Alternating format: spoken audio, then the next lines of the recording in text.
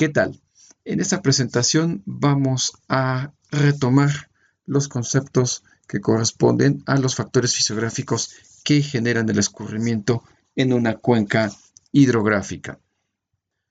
En primer lugar, hay que definir al escurrimiento como aquella parte de la precipitación que va a circular sobre o bajo la superficie terrestre y que va a llegar hacia un punto de drenaje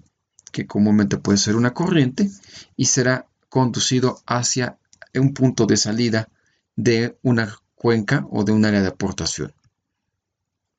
Este escurrimiento, como lo hemos mencionado, puede ser subterráneo, puede ser subsuperficial o puede ser superficial. ¿De qué se trata el escurrimiento superficial? Bueno, de dos componentes. Uno que es propiamente el escurrimiento del agua sobre el terreno, que es lo que conocemos como escurrimiento de superficie, y el escurrimiento que se encuentra dentro de la red de drenaje o dentro de los canales naturales que tiene el área de aportación, que denominaremos escurrimiento de corrientes.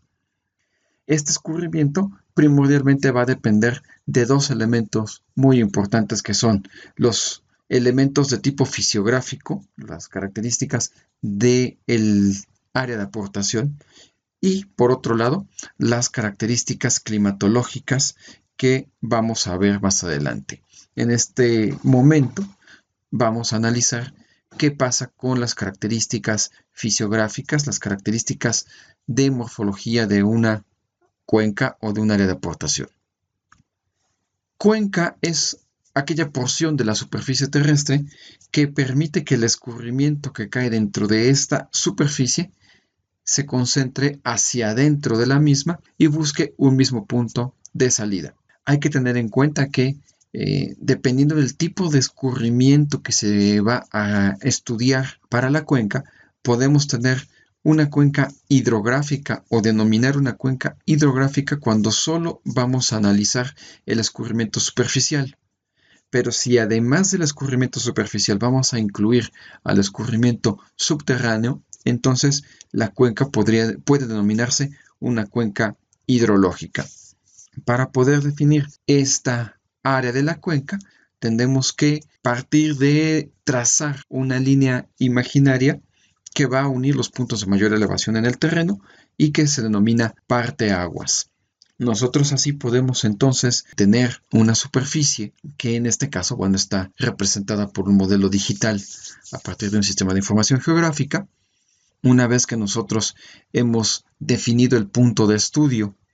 que bien puede ser desde un pequeño análisis para una alcantarilla, para una autopista, para una carretera,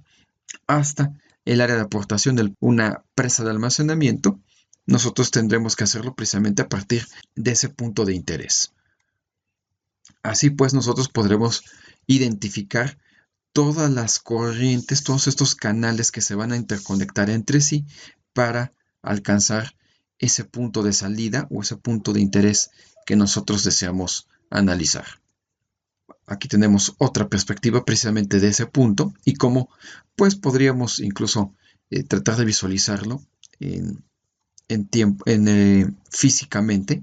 en el terreno. Aquí podemos tener la vista hacia aguas abajo, en el cual prácticamente estamos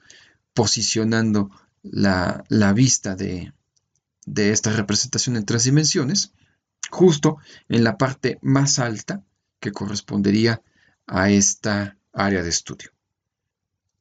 Así pues, nosotros, una vez que hemos identificado precisamente todos esos puntos en los cuales se tienen las mayores elevaciones posibles y como podemos observar, el escurrimiento va a drenar en dos sentidos. A partir del punto máximo que tenemos, vamos a encontrar un escurrimiento que drena hacia la parte que corresponde de la red de drenaje y obviamente la parte de la precipitación que escurrirá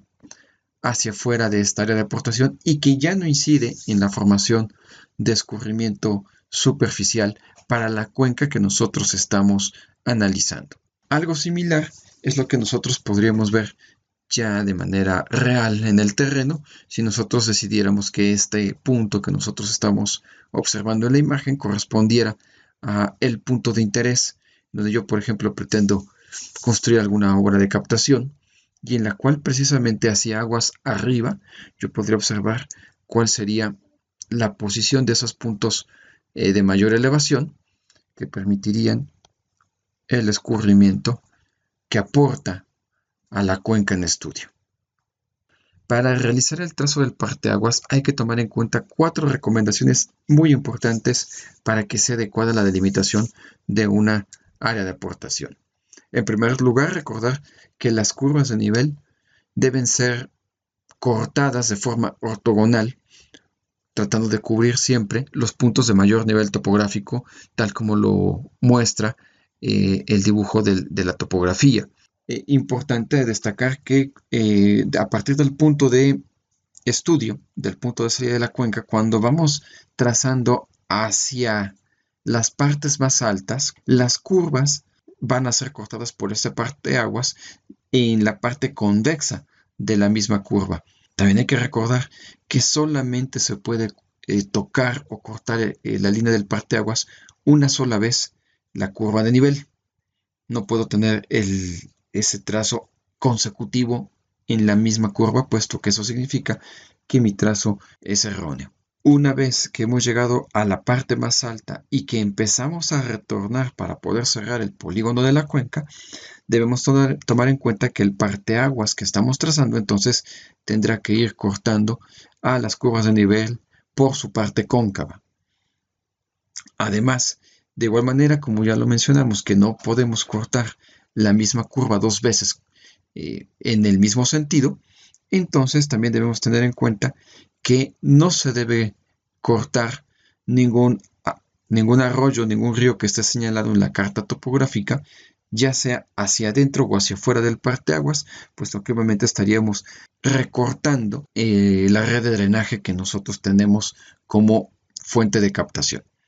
Una vez que hemos delimitado a las cuencas, bueno, las podemos clasificar en función de su tamaño. Algunos autores plantean esta clasificación de cuencas que van desde la muy pequeña hasta la muy grande. Esto es importante tomar en cuenta ya que ayuda en muchas ocasiones a tomar en cuenta el tipo de técnicas que se van a utilizar, por ejemplo, para hacer las relaciones precipitación-escurrimiento, puesto que, como sabemos, muchas de las técnicas de hidrología son precisamente empíricas y sus resultados dependen del tipo de observaciones, del tipo de investigaciones que se hayan realizado para esas metodologías.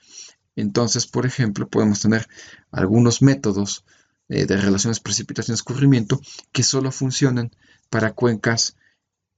no más grandes de 250 kilómetros cuadrados, por decir un ejemplo, y por lo tanto el emplearlo en cuencas de mayor magnitud, pues podría representar datos no tan confiables o resultados no tan confiables respecto a otras metodologías que se utilizarían, por ejemplo, para cuencas de gran magnitud.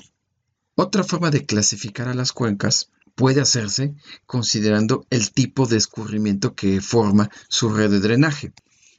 Cuando los escurrimientos van a drenar hacia afuera de la cuenca, de los límites del parteaguas, podremos decir que se trata de una cuenca de tipo exorreico.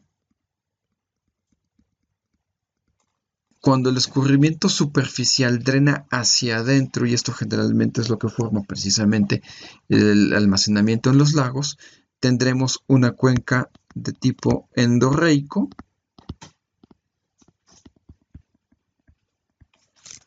Y puede existir casos en los cuales no se aprecia geográficamente,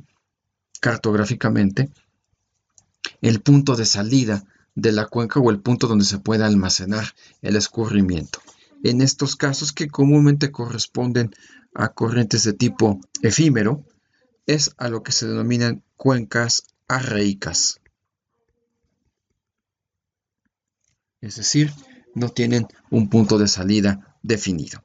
Una vez que hemos definido la forma de este parteaguas para establecer la cuenca hidrográfica, pues encontraremos que hay algunos parámetros fisiográficos que se pueden calcular y que ayudan a representar de forma cualitativa el comportamiento del escurrimiento superficial a partir de los fenómenos de precipitación. Algunos de estos parámetros fisiográficos son precisamente el área y el perímetro de la cuenca, la longitud de la cuenca, sus características de ancho medio, mínimo y máximo, la pendiente media y la elevación media de la cuenca. Una parte importante es precisamente que al obtener la elevación media de la cuenca, nosotros podemos determinar la curva isométrica, que es la que también nos ayuda a definir el tipo de relieve del que consta la cuenca que estamos analizando. Esto se hace precisamente considerando las alturas y las áreas relativas en las cuales se va subdividiendo cada una de las curvas de nivel que componen a esta cuenca, y encontraremos estos tres comportamientos típicos de una cuenca hidrográfica. Podemos observar entonces que cuando tenemos una curvatura similar al perfil de tipo 1, o me representa que se trata de una cuenca de meseta, una cuenca de una zona alta, en la cual pues obviamente todavía se pueden tener algunos procesos de erosión que van a modificar las características del terreno. Una curvatura de tipo 2 es muy representativa de cuencas de pie de montaña, en las cuales se van obteniendo algunas características de mayor equilibrio de la red de drenaje y del escurrimiento superficial, geográficamente hablando, y una curvatura como la que se marca de tipo 3 corresponde a cuencas de planicie, cuencas de zonas bajas en las cuales los procesos erosivos ya han sido más altos y prácticamente ya no puede tener mayores deformaciones con el paso del tiempo. Adicionalmente, algunos de estos parámetros que vamos a obtener en nuestras cuencas hidrográficas permiten, como ya lo mencionábamos, establecer alguna representación, alguna descripción cualitativa del comportamiento del escurrimiento. Por ejemplo, tenemos algunos índices que nos permiten definir las características de irregularidad de la cuenca, como puede ser precisamente el coeficiente de compacidad, que se puede relacionar con una circunferencia que tenga una superficie de la misma magnitud de la cuenca que estamos analizando, o bien, para no hacer el cálculo de esa circunferencia, se puede utilizar la relación que aquí encontramos, en la cual sustituimos directamente el área que nosotros tengamos de nuestra cuenca. También podemos encontrar esta relación de elongación que establece precisamente el tipo de relieve. Esto puede ayudar a complementar la información que se obtiene de la curva isométrica, y de igual manera es una relación de ese círculo que tiene una área similar a la de la cuenca, y entonces la relacionaríamos con respecto a su diámetro, o bien a partir de que ya tenemos calculados el área de la cuenca y su longitud, entonces podemos directamente sustituir con la relación que aquí observamos para calcular esta relación de elongación. Y como lo mencionamos aquí, también estos índices nos indican cuándo se puede tener una cuenca de bajo relieve, de zonas más planas, de planicie, con respecto a zonas de montaña. También podemos obtener el factor de forma, que es una relación entre el ancho medio de la cuenca y la longitud. Esto se hace también para definir si la cuenca tiene una mayor amplitud hacia lo ancho o bien hacia lo largo en el sentido de la corriente. Las características del terreno están relacionadas directamente con el tipo de canales naturales que tiene nuestra cuenca. A este sistema de canales naturales que están interconectados es lo que denominaremos la red de drenaje. Y de acuerdo a las características geológicas que se tengan en la zona, pues podremos encontrar una gran variedad de formas de planta que sirven precisamente para definir las características del escurrimiento superficial. Tenemos que diferenciar precisamente aquella corriente que pasa por el punto de salida de la cuenca cuando estamos trabajando con una cuenca de tipo exorreico y que precisamente identificaremos como el cauce principal o la corriente principal de nuestra cuenca de estudio, y a todas las demás corrientes que se van a conectar, que van a ir a desembocar a esta corriente principal, es a la que denominaremos la corriente tributaria. Mientras mayor ramificación tenga la red de drenaje, mayor será la respuesta hacia un fenómeno de precipitación que se presente en la misma, aún considerando que tuvieran la misma superficie e incluso la misma forma como lo vemos en este esquema. Podemos observar que entonces en la cuenca del lado derecho, que tiene menos ramificaciones, pues obviamente tardará más tiempo en escurrir el agua, que puede llegar teóricamente al punto más lejano del parteaguas. Este recorrido será mucho más largo sobre el terreno que si en su lugar tuviéramos en ese mismo punto mayores ramificaciones que alcanzan un canal natural de manera más rápida. Y como lo vamos a ver más adelante, pues incide precisamente en la formación de un elemento que denominamos el hidrograma de la cuenca. Las corrientes también tienen forma de clasificarse, y esto puede hacerse, por ejemplo, a partir de considerar el tiempo en el cual transportan agua. Es decir, podemos tener corrientes perennes, corrientes intermitentes y corrientes efímeras. Una corriente va a ser perenne, obviamente, cuando transporta agua prácticamente todo el año, y se debe a que cuando yo tengo la sección de este canal natural, pues nos encontramos con que los niveles de agua freática se encuentran más bien de forma superficial. Esto ayuda a que precisamente haya un intercambio de agua, no solamente por la infiltración que lleva la misma corriente, debido a los materiales que forman el canal, sino que también ese nivel freático permite que también haya una alimentación subterránea para este canal.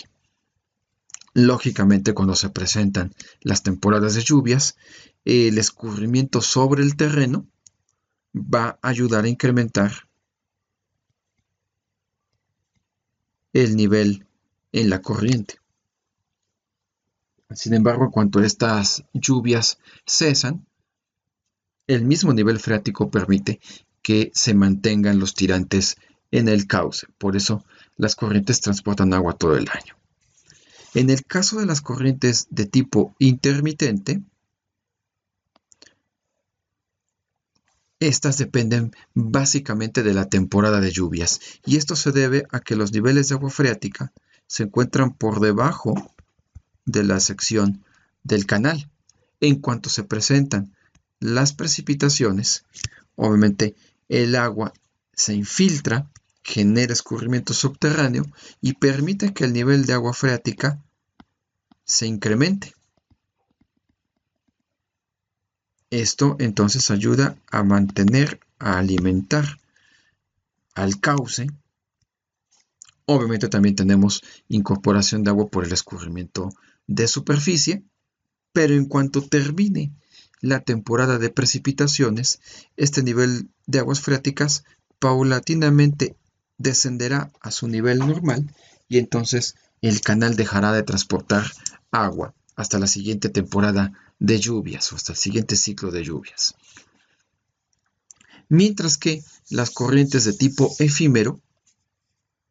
solamente transportan agua durante una tormenta determinada. Esto se debe a que el nivel de aguas freáticas de igual manera se encuentra por debajo de la sección del canal, pero aún cuando tenemos la temporada de lluvias y que el material del suelo empieza a saturarse, empieza a generar escurrimiento subterráneo, la misma capa de suelo no permite el ascenso del nivel freático para poder alimentar al canal. Entonces, en cuanto yo tengo este fenómeno de precipitación, solamente conducirá el producto del escurrimiento de superficie que llega a la red de drenaje. Pero en cuanto esta lluvia cesa, pues paulatinamente, de igual manera, dejará de conducir agua el canal y se volverá a secar, por decirlo de alguna manera, hasta la siguiente tormenta o hasta la siguiente temporada de lluvias. Pero aquí nunca hay descenso del nivel, ascenso y descenso del nivel freático. También, de acuerdo a la posición geográfica, pues obviamente podemos considerar que las corrientes pueden ser de montaña, pueden ser de zona de transición o bien de zona de planicie. Esto incide directamente en las características que van a modificar las pendientes de fondo. Las corrientes de montaña son secciones muy estrechas que tienen pendientes muy, muy altas y que generan mayores procesos erosivos en las secciones del canal. En las zonas de transición empezamos a tener secciones un poco más amplias, en las cuales pues estas alteraciones al fondo del cauce, a la pendiente de la plantilla, pues obviamente tardan más tiempo en llevarse a cabo, mientras que en las zonas de planicie tenemos secciones hidráulicas muy amplias, generalmente tenemos ya cauces más rectos y en los cuales pues los procesos erosivos prácticamente ya no son apreciables, sino más bien se empiezan a tener mayores procesos de depósito de material de arrastre, precisamente al encontrar velocidades más bajas que en las zonas que teníamos de montaña. De estas características de la red de drenaje, pues obviamente nos interesa definir el orden de las corrientes, la densidad de corriente y de drenaje y sobre todo la pendiente media del cauce principal, que son parámetros muy importantes para el análisis de las relaciones precipitación-escurrimiento. Producto de estos parámetros que estamos calculando, podemos obtener algunas relaciones como la relación de bifurcación de Horton, en la cual se trata de definir precisamente el nivel de ramificación que tiene una red de drenaje. Esto viene aparejado con las densidades de corriente y de drenaje, que como mencionábamos, mientras tenga valores más altos indica mayor ramificación y por lo tanto encontraremos una mejor respuesta a la precipitación. Podemos observar que en la teoría no hay números muy establecidos respecto a cuáles son los parámetros en los cuales debe encontrarse una relación de bifurcación. De manera general se ha establecido que estas relaciones en cuencas cuya geología ya se encuentra consolidada, en la cual no tenemos variaciones en la forma de planta que tiene la red de drenaje, entonces se obtendrían relaciones de bifurcación comúnmente entre 3 y 5. Y de manera gráfica, pues podemos observar precisamente cuáles serían los valores de relación de bifurcación comúnmente obtenidos.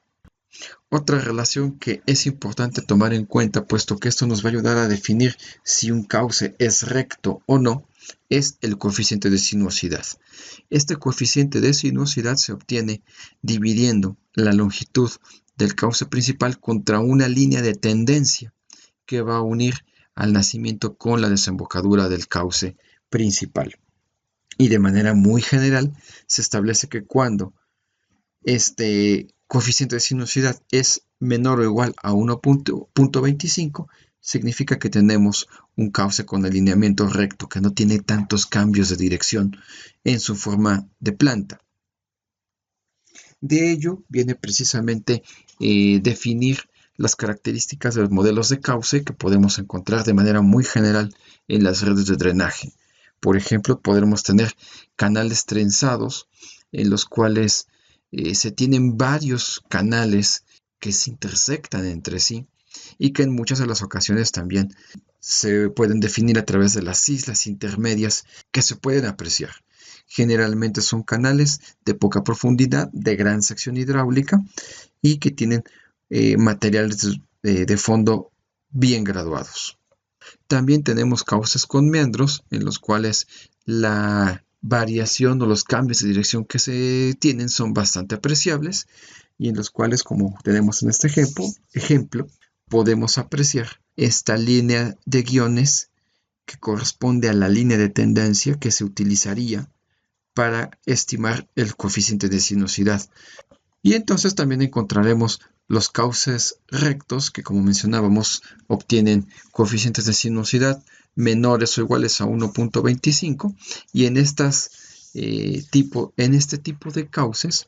las longitudes del tramo generalmente son 10 veces relacionadas con el ancho que tiene la sección hidráulica de este canal. Los parámetros fisiográficos, como ya lo hemos mencionado, permiten tener una representación cualitativa de las características del escurrimiento en esta cuenca que estamos analizando. Por ejemplo, si relacionáramos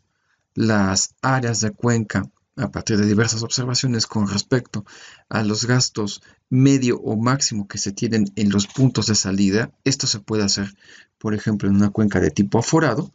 pues podríamos observar precisamente esos incrementos proporcionales de escurrimiento máximo, medido como caudal, a partir de los tamaños de cuenca que nosotros podemos ir observando. De igual manera, la elevación media de la cuenca principalmente permite relacionar algunos parámetros como la precipitación, la temperatura, con la pendiente del terreno y la densidad de drenaje. Esto lo podemos observar en gráficas similares a esta, en la cual la precipitación se va a incrementar con respecto a la posición o la elevación media que pueda tener la cuenca que estamos analizando. Y esto genera también que las temperaturas se reduzcan conforme las alturas se van incrementando. Lo mismo podemos relacionar precisamente con los valores de pendiente promedio que puede tener el cauce principal o la pendiente media de la cuenca, y lo mismo sucedería con las densidades de drenaje. Conforme mayor elevación tiene nuestra cuenca, mayor será la ramificación que se tiene de la cuenca. Y esto se debe precisamente, como lo hemos mencionado, a que en zonas de montaña tenemos mayor facilidad de que se tengan procesos erosivos que van dando forma a las corrientes tributarias. De igual manera, la pendiente media de la cuenca, pues también ayuda a interpretar algunas de las características que tienen que ver precisamente con la formación del escurrimiento a partir de las velocidades de transporte y las características de infiltración. Aquí en esta gráfica, entonces, por ejemplo, podemos relacionar la pendiente del cauce principal con respecto a su capacidad erosiva y la concentración de transporte de sedimentos que se puede tener, como estos valores se van incrementando conforme se va incrementando el valor de la pendiente. Por ello es por lo que mencionábamos que en zonas de planicie, que tenemos pendientes más bajas, obviamente la capacidad erosiva de la corriente es menor y se incrementa el valor de sedimentación, y la concentración de sedimentos posiblemente también tenderá a ser menor, ya que los materiales se depositan en las secciones bajas del cauce. Por otra parte, la longitud y pendiente del cauce principal también influyen precisamente en la formación del escurrimiento superficial y los caudales que transportan en sus secciones. En una característica de formación del hidrograma en el cual tenemos el tiempo base y el tiempo pico en el cual se forma el caudal máximo, pues obviamente cuando la relación entre la longitud del cauce y su pendiente promedio se van incrementando, los tiempos base y los tiempos en los cuales se alcanza el caudal máximo se van a incrementar de manera significativa con respecto a tener recorridos más pequeños con pendientes de mayor magnitud. En estos casos, los tiempos se verán reducidos de manera significativa. Con esta parte introductoria, hemos revisado los parámetros fisiográficos, las características que dan origen al escurrimiento superficial en una cuenca hidrográfica, y con ello tenemos los elementos para poder trazar una cuenca y definir los parámetros cualitativos del escurrimiento superficial. Muchas gracias por su atención. Hasta una siguiente presentación.